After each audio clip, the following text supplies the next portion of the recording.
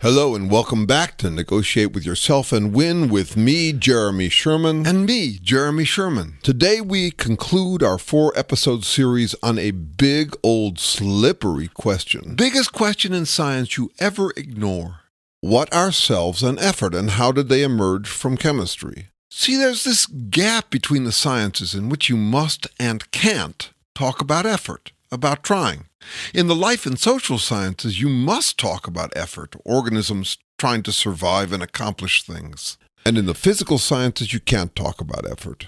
You can't say that a molecule, planet, chemical, or quantum particle is trying to achieve something. Scientists figure that life emerges from chemistry, so the question is, what is trying, and how did it start? And man, is it slippery. Researchers coming up with all sorts of ways to escape the corner we're in, having accumulated all these details about matter and mattering, physics and life, and still this gaping gap that won't go away. Today, we'll only get as far as explaining what effort is. After 4 episodes, we still haven't gotten to how it starts from chemistry. And why? Because you keep dithering. No, because you keep trying to slip out from under the question. Whatever. Yeah, that's what you keep saying. It's taken this long to corner you and keep you from slipping out from under the question. I'm changing the subject. This business with you and me arguing with each other when we're actually one and the same person, it's a little cheesy. I know. I worry about that sometimes. People are going to say, that's so hokey. This guy must be pretty lonely. Can't even find someone to argue with on his podcast. Pitiful. We have friends. Lots. So why do we argue with ourselves like this? I'll tell you why. We think most people argue with themselves. That's why this podcast is called Negotiate with Yourself and Win. And why don't we just argue with ourselves in monologue? I mean, there are plenty of podcasts where people do that, sometimes for hours, because dialogue is more interesting, especially when it's cheesy. Sitcom easy. One more reason, and it's the story of our life. We've got 2 signs above our desk. One says, dig deeper. It's more complicated than you've noticed. And the other says, keep it simple, stupid. About research, we try to be as rigorous as we can. No slipping out from under slippery, complicated questions. But about delivery, we're trying to keep it as simple as possible. We've got some published books, but also 4 unpublished books, because agents and publishers keep saying that our books look light, but read heavy, too academic for the general public, and too chatty, casual for academics. Which is a fair point, and we don't mind. We're not looking for lab coat cred. We're not trying to pull rank here. The ideas have to sell on their own merit. We're not going for that highfalutin rhetoric of the highbrows. We're trying to promote advanced ideas for beginners. Making heavy ideas lighter is our jam, what we try to do. Oh, and remember why we're even talking about the origins of selves and effort. Yeah, this podcast is cradle to grave, from the cradle of life to our grave situation. And today it's about the cradle. The emergence of life and effort. In other episodes, we cover how trying changes in humans, given our weird capacity for language, and how it results in our current situation, including the presence of absolute jerks who play God like they rule reality, not the other way around. See, we're after serious orientation here, like a vista above it all, and yet still in it fully. You still living your real human life with all its emotional and practical challenges. One more reminder before we get to this dialogue on the cradle, the origins of selves and trying. The ideas presented here originate with a fellow named Terrence Deacon, who I met when he was teaching neuroscience and biological anthropology at Harvard. He now teaches in my neighborhood at UC Berkeley. We've been collaborating closely for 23 years. At Harvard, they called him a genius and a saint. A saint because he didn't pull rank. He was just interested in cornering himself and students with the slippery questions. He's also notorious for writing somewhat difficult books. Frankly, we cried the first time we read one, not because it was that moving, but because it reminded us of all the science we didn't yet understand. It's been a grand collaboration. I try to make his difficult ideas easy without compromising the content. Enough throat clearing, dude. Let's get to it. Okay, so here it is, the final episode, for now, about the very cradle of you, the emergence of selves and effort from physiochemistry.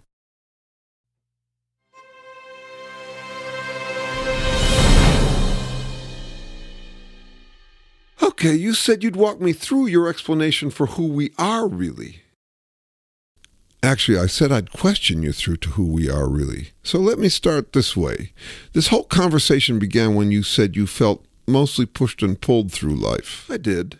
So are you pushed and pulled like, say, a billiard ball?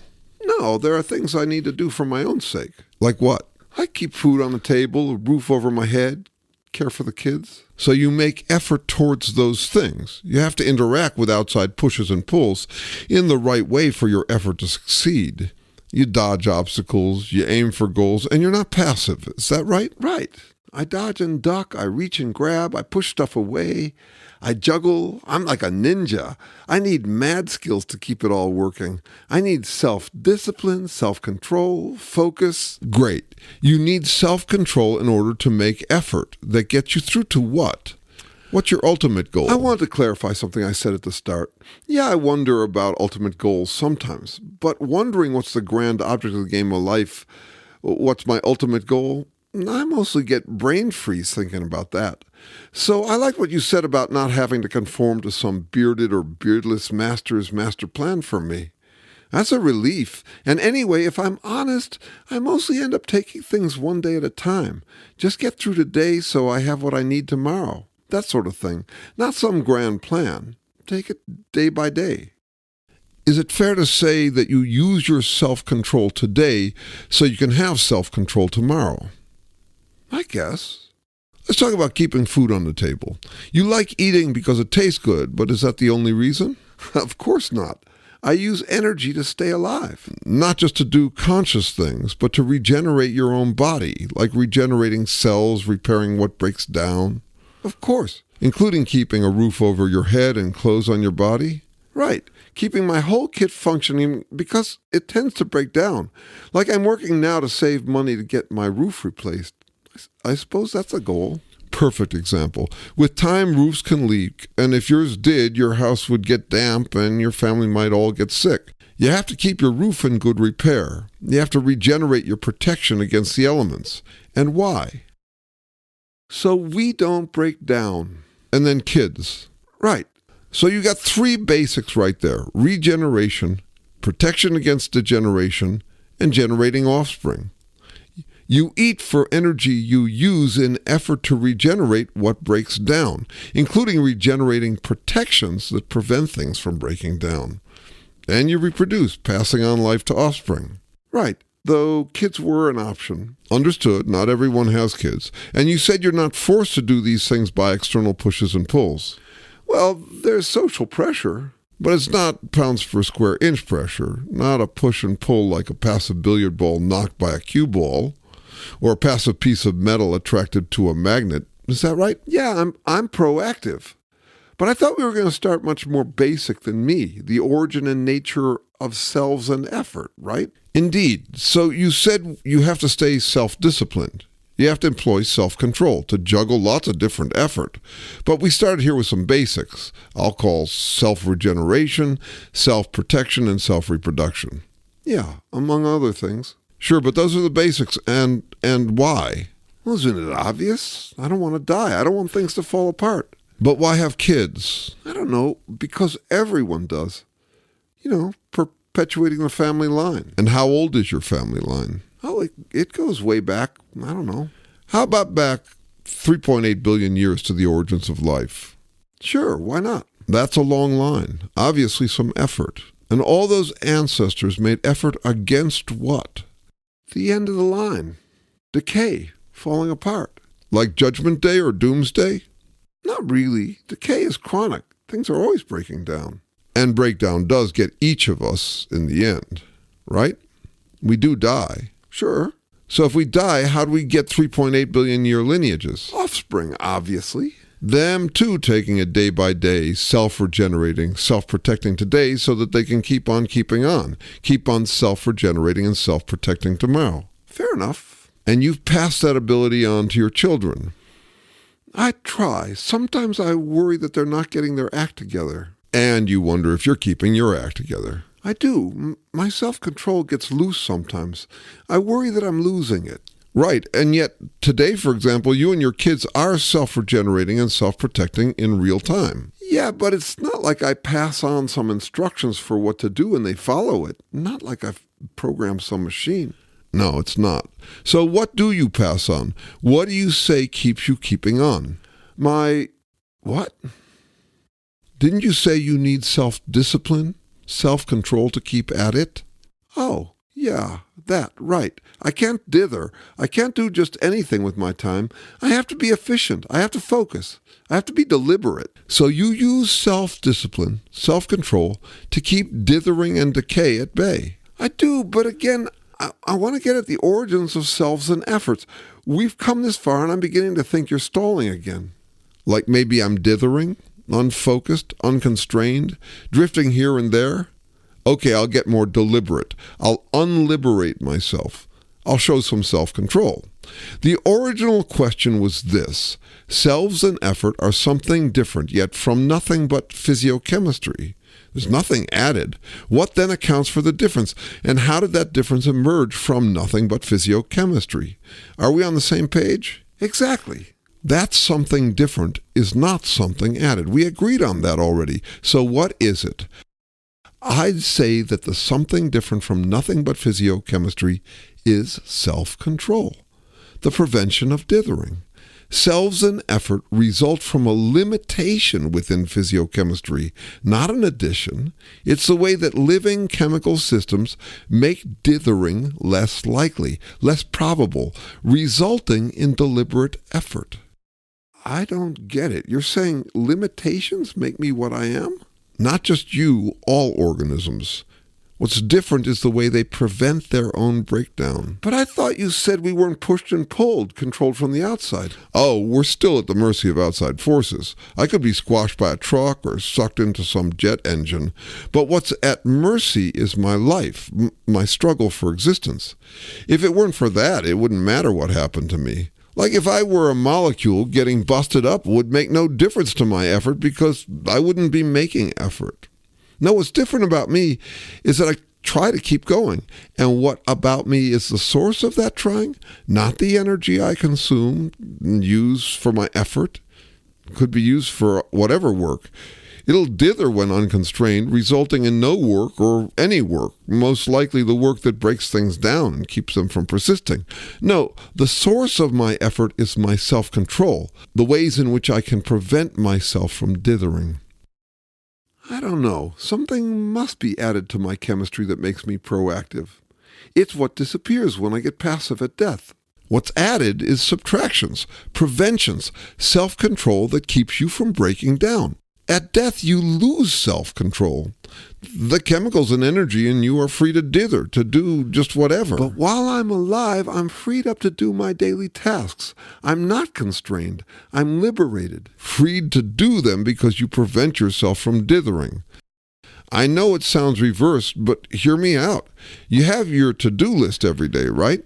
Sure, the priorities I add to my workload. And I'm saying pay attention instead to the subtractions, all the things you don't do, all the dithering you prevent. What remains after all that prevention is your effort. But you're saying more than that. Pay attention to the dithering that all organisms prevent. Yeah. Call it constraint, prevention, making unlikely the things on your to-don't list. Basically, some possibilities becoming less probable, resulting in other possibilities becoming more probable.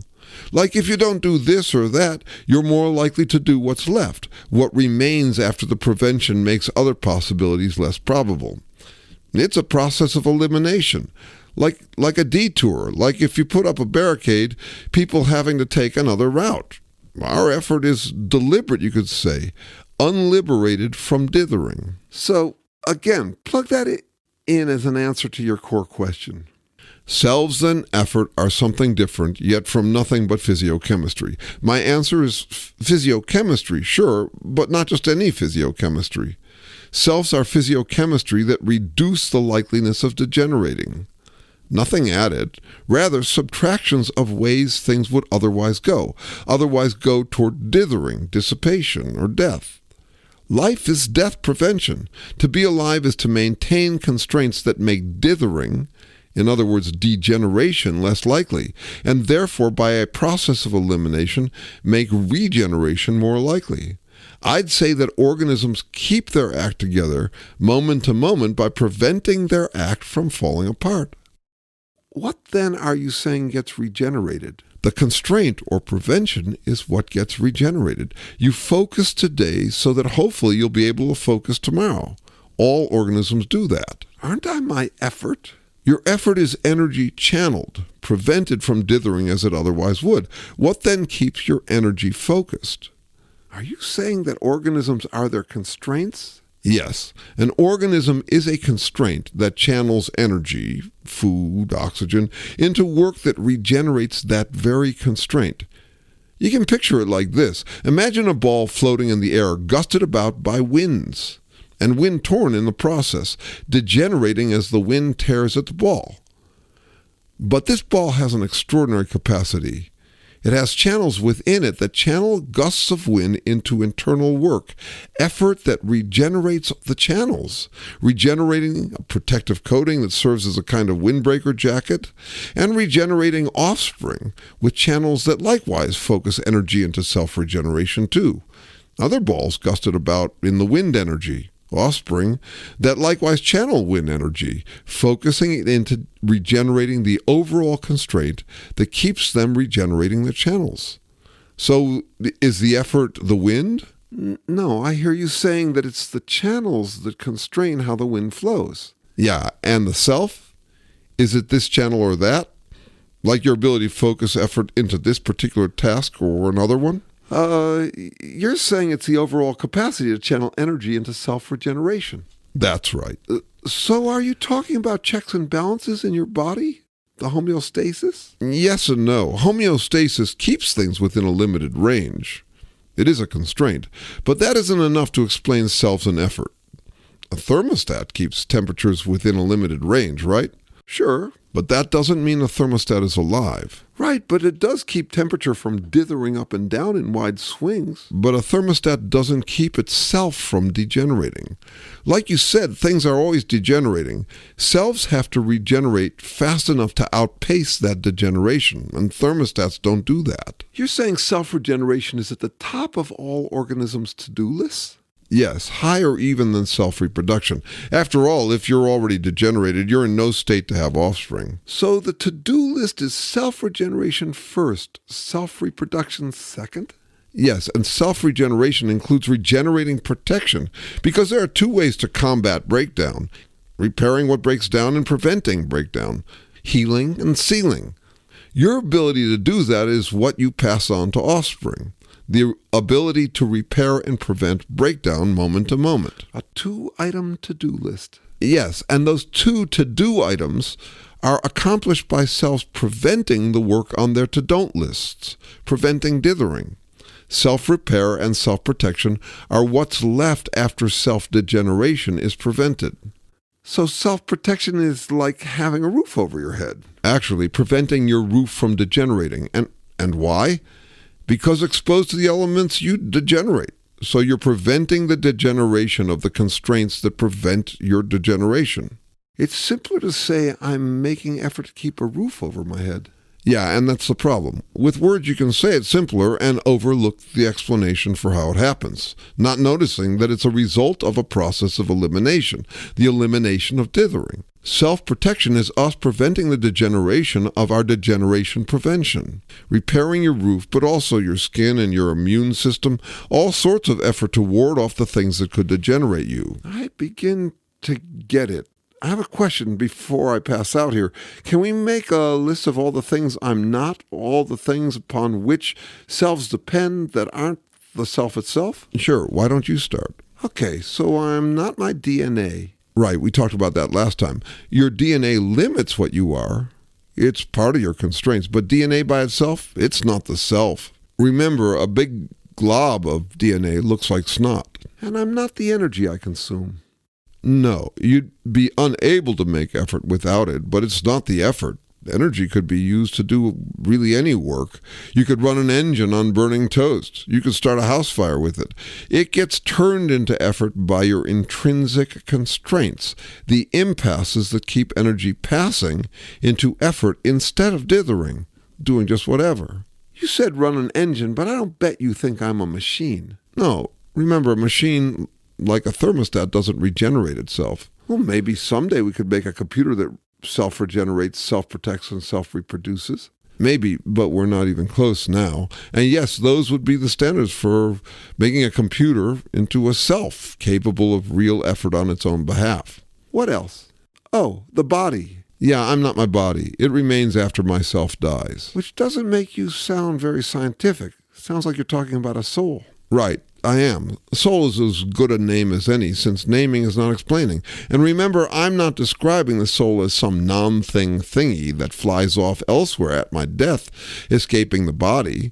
My soul is wholly dependent on my body, but it isn't my body. But you are sort of talking about an immaterial thing. A prevention is dependent on material, and it's not a thing. It's the prevention of possibilities, some possibilities becoming improbable. Yeah, that's hard for me to wrap my mind around. Here, let me try a non-living example to give you a sense of how a prevention doesn't have to be a thing. We can't walk through walls, right?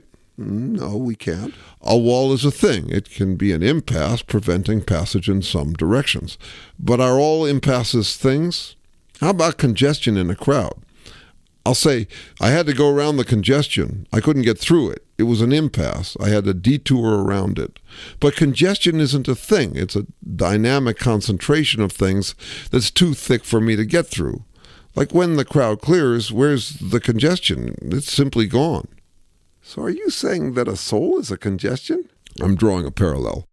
I'm saying the self or soul exists when a self's internal processes prevent energy from taking the path that would degenerate those processes. That's just weird.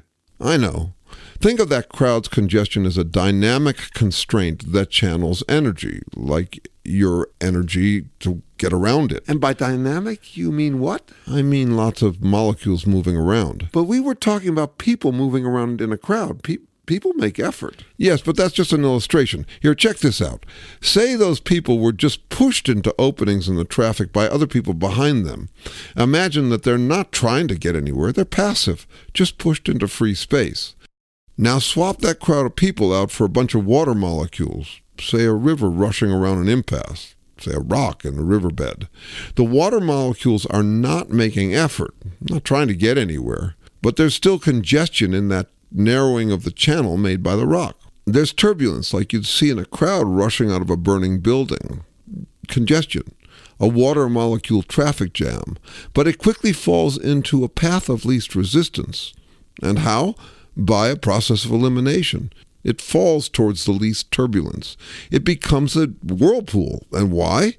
The molecules aren't trying to cooperate for smoother flow, and the rock isn't imposing a spiral path the way a maze's spiral walls would, nor is the river overall deciding to spiral like that. No, the dynamic congestion explains the whirlpool. It's the same process as with the crowd, but without any people trying to get anywhere. I'd call the congestion an emergent constraint, and no, it's not a thing. If the rock is removed or the water stops, where'd the whirlpool go? Does it have a whirlpool soul that travels to another body of water? No, an emergent constraint is not a thing, but still it changes what's likely to happen. Water taking the path of least resistance generates turbulence that, taking the path of least resistance, smooths out into a whirlpool. Now, I should be clear, a whirlpool doesn't regenerate itself. So no, I'm not saying life is like a whirlpool. But I am saying that what we tend to overlook is the way that in dynamics, constraints can emerge, not as solid things, but still as impasses, like congestion, making some possibilities less likely and others therefore more likely. See, I have a whole explanation for how living constraint, the constraint that channels energy into work to regenerate the constraint, emerges from chemistry. A model for it called an autogen. It was developed by biologist Terrence Deacon. But we can't get to it today since you're already passing out. Some other time if you're interested. I like that you're talking about energy channeling. You sound so new age. I do, except I'm not talking about spiritual energy, whatever that supernatural non-thingy is imagined to be. I'm talking about energy like from toast. I'm toast now. This is exhausting. Yeah, and there's lots we didn't get to. And probably won't for a while, because I think I've heard enough. I'll sleep on it. Right, kick the tires. You may decide it's malarkey, but I do recommend you keep in mind the problems with the alternative approaches we discussed. And speaking of sleep, you said all this helps you sleep better. Before we let it go, remind me again how? Well, we've only just touched on how. You said earlier that you get some peace of mind realizing that maybe you don't have to worry about the meaning of life, the grand meaning, like what some bearded or beardless higher power demands of you. Is that all? Like what the existentialists say? You know how when we're anxious we look for something solid and grounded to hold tight? Sure, some escape from doubts. Like some big picture answer, so you don't have to go into brain freeze paralysis when you're wondering what to do with your effort. Yeah, I've been there. Okay, so existentialism, the claim that there's no grounding, is just another claim with some reasons why it's a good claim. There are lots of those, lots of dogmas in the fight over what people should do, the best approach to life. Existentialism competes with all the other religious, spiritual, and philosophical perspectives. See, what happened to me is I visited all sorts of approaches to life, dogmas, this spiritual path, that philosophy, all with their do's and don'ts and justifications. Then it hit me that if I want to shop for the best approach, I should look to what science says about reality. Science is an exceptionally good method for guessing how best to interpret reality. I think most people realize that, though some wouldn't admit it. If they're wedded to some guess that doesn't jibe with what science says, they'll waffle about science. But really, they trust scientists on all practical matters. Like, you're not going to find religious devotees trusting their religion to answer technical questions. They trust science. I decided to look to science for answers on where to put our effort. Looking to life science, what did I find? I found evolutionary theory, life's trial and error process. Evolutionary theory does suggest a philosophy for living, tolerance for the different approaches, since they're all trials in life's trial and error process. But then I noticed that evolutionary theory assumes trials, assumes trying. So I dug deeper, because without an explanation for how trying emerged from chemistry, evolutionary theory is just another dogma in the fight, just another philosophy. Peace of mind, remember. I'm lightly toasted and don't want to burn out on this. Right, sorry. If I wanted the most grounded approach to life, I had to figure out what science indicates about how trying emerged. I needed a realistic explanation. That quest itself gives me peace of mind, because one good use of my effort is figuring out what effort is. And evolutionary theory doesn't explain it, just how effort is honed. So yeah, I like being consumed by this research. Also, I get a more realistic scientific alternative to all the squabbling that people do about the meaning of life, all that endless speculation and debate about what people imagine the universe or some highest power wants. Also, my expectations of what my life is come into, I think, a more realistic focus. I've got my few years alive to guess where to put my effort. I can only guess since life is inescapably guesswork. It always has been. There is no surefire formula. A good guess can turn out badly. There's forgiveness in that. And then when I'm dead, the constraint I am on what happens, well, it disappears. A little like that congestion in the crowd. It's not a thing, though while it's here, it does change what's likely. I change what's likely. To me, that's by far the most likely guess about what happens to us after we die. Our self-control is gone, our effort stops, and we no longer exist anywhere. I no longer hope for an afterlife, but I also don't have to dread anything else at the end or after. A lifetime trying to survive and thrive is enough. I don't have to worry about afterlife consequences for myself. We adjust to all sorts of inescapable realities. By now, I'm adjusted to my soul and selfhood being temporary. Not everyone would get peace of mind from that, but I do. Finally, for now, having a scientific guess at what selves and effort are, I have a grounding in physiochemistry that yields me all sorts of interesting particulars about us living beings. In ways we haven't touched on, I think having a sense of what we and our effort really are from the get-go offers me some realistic grounding for my strategic effort to focus my effort well, and insights into all of us. There's more, but we can save the rest for another time. The rest, I'll take one now. But thanks. Thanks for walking me through this. Maybe in a few months we can come back to it.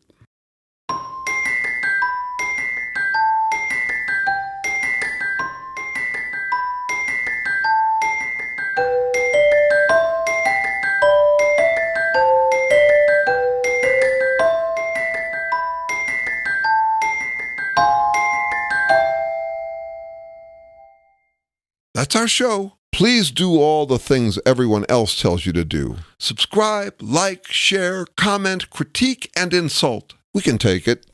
See you next time.